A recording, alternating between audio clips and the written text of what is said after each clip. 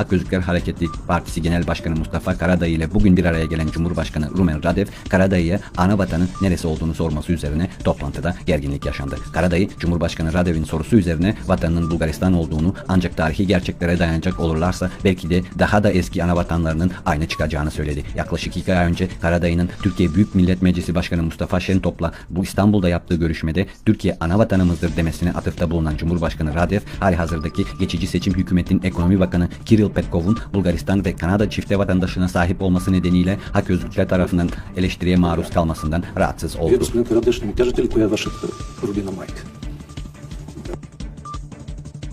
Да, господин президент.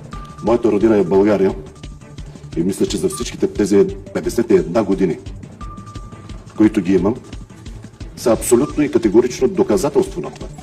Но, освен прародина, ако погледнем и прародината ни, защото на база исторически факти тя се оказва, може би, да е обща прародината ни. Благодаря ви.